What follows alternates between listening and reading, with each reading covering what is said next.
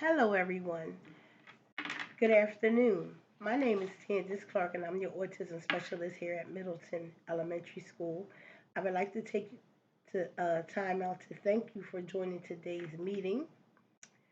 Um, Everyone has been given a copy of the agenda for today's meeting. If you unfortunately did not receive one, please let me know, and I will be sure that you receive a copy via email, or I can make copies after the meeting. But again, thank you. Um, our topic for today is community and stakeholder advocacy during transition. And the objective of this meeting is to identify and discuss community resources for students with ASD and ways to advocate for these students and their parents. Um, there are some key questions that we want to identify before we get into it. The first question is one, how can we help students with transition? Two, when should the transition process start? Three, what services are available within our own local community? Four, what opportunities are available for students with ASD? Um, Some people may say, what is transition for students with ASD? Transition is that process when students make the journey from high school to adulthood. During this transition process, who participates? Well, that's simple. We all participate, we, the stakeholders. Among the stakeholders would be the actual student who is transitioning, parents and guardians, teachers, myself, the autism specialist. Um, it could include individuals such as guidance counselors,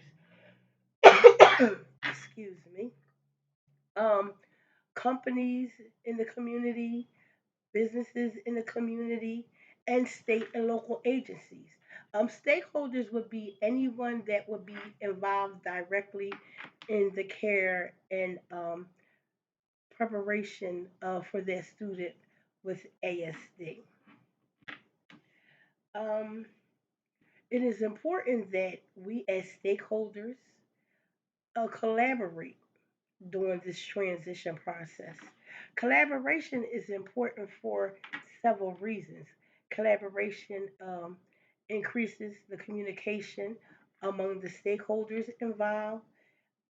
It allows for questions to be answered. Sometimes there are questions that students might have or parents need answered, um, or that one individual might have for another one. Let's say a question that the guidance counselors may have with the state or local agency. Um, Collaboration is just a very important piece of the component, and when there's a lack of collaboration, there's a chance and a risk that the transition plan may not be implemented. There may be some items missing, or it can make the process a little more difficult. During the transition processes, we have our good points and their bad points, or should I say, not so good points. Part of our challenges for students who are in transition are things such as the process time. Sometimes it's hard to get an appointment at state and local agencies. Funding could be an issue where there could be things such as grants, free programs, or some programs may accept certain insurance or medical coverages.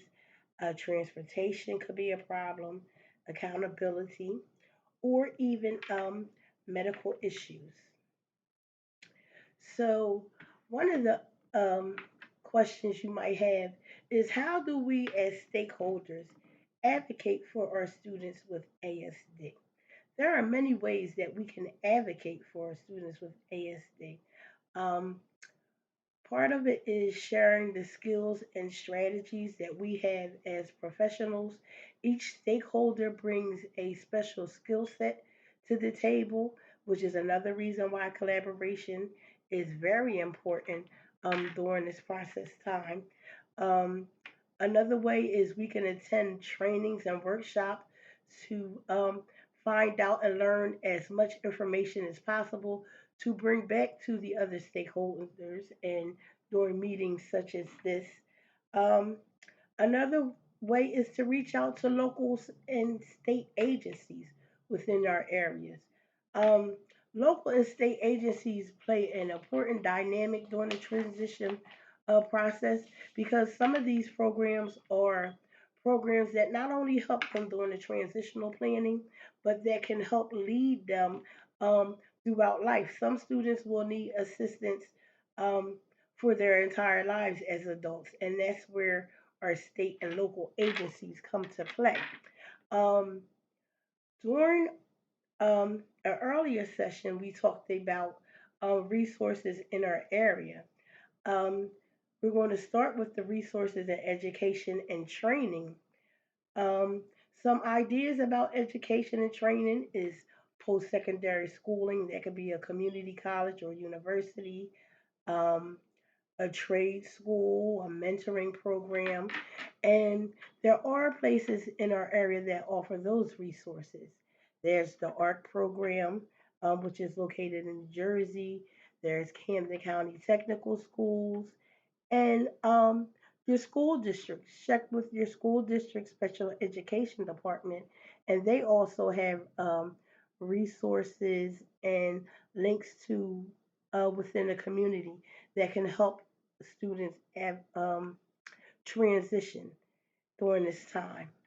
Um, During transition, students also think about employments. Some students may not want that post secondary component and may jump right into employment. Um, for employment, we might want to suggest job readiness programs, school to work programs. Um, there's companies such as the Goodwill, who's been in business for a long time. They offer um, special programs for those with disabilities. Walmart, and there's even the thought of entrepreneurship. As our students grow, they may have a certain skill set or they may have a certain interest that, with the right components and the right stakeholders involved, can lead to entrepreneurship. And there are resources out there available for those components of employee. Um, we found out about Autism Employment Resources of New Jersey, who has been instrumental in helping individuals find employment. Um, there's the Autism of New Jersey chapter. There's the Department of Workforce and Labor, which is right here in Camden County, and they will go into they will work with you as early as 11th or 12th grade to start to implement a plan.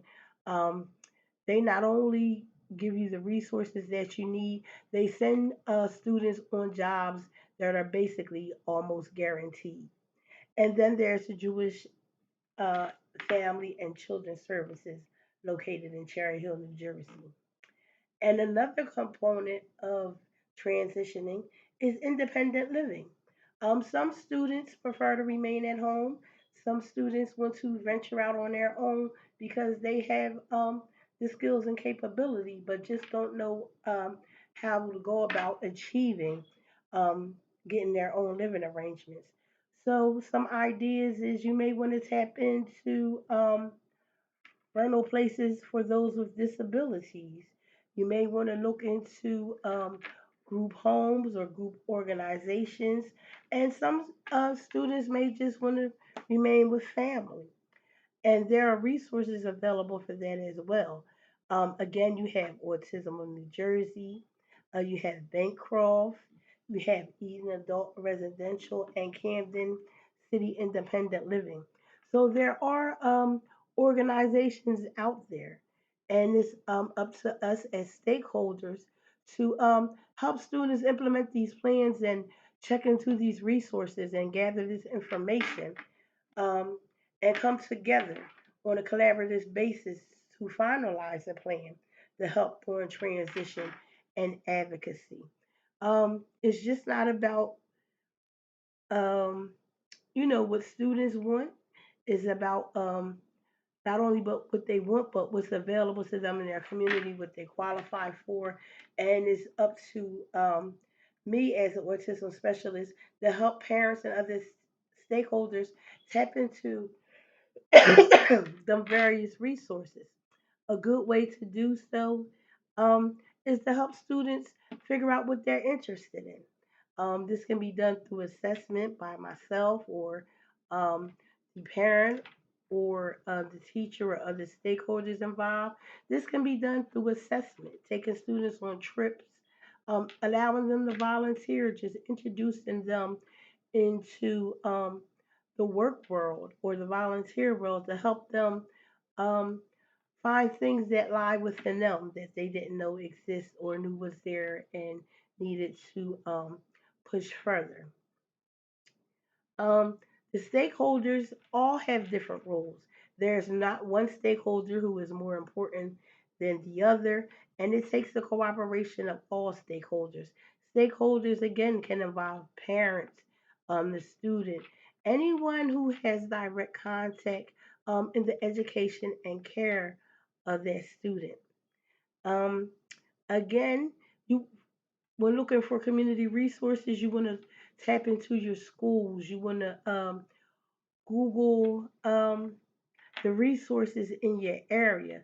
You want to talk to other parents. Other parents are important. They may be parents that already have been through the transition process or know of community services and things in that area. As an educator and an autism specialist, it's also important for me that I bring the community to us, bring them within the schools, give children um, a chance to be able to sit down with them on one and group sessions and find out what things that they're available for, what's going on in their area, and what can be done. It is important that these community resources and stakeholders get together and constantly talk, not just today's meeting, but over the course of several meetings.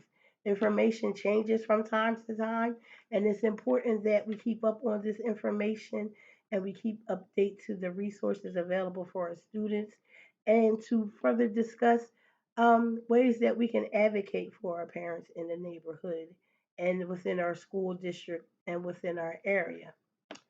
Um, if there are any questions, concerns, or answers, or if you just would like to reach out and touch base with me, um, my email and my personal information is located on the agenda at the top center. There's my address, phone number, email. Please feel free to reach out to me. Anything that I can do to help our students implement transition, uh, anything that I can do to advocate for parents and our students, I will be glad to do so. Also, there is a slideshow presentation that goes along with today's meeting, and it discusses advocacy and all the things we discuss here in the meeting and ways that we can advocate for our students and the different type of resources that are available to them. So again, I thank you for joining me this afternoon. I hope the information presented to you today has been very helpful to you. Um, and I thank you for all that you have contributed, even as an autism specialist. I don't always know everything that's going on. It's important for me to reach out to other stakeholders and people within the community and the state and local resources to keep abreast of what's going on. Thank you again, and I hope you all have a great evening.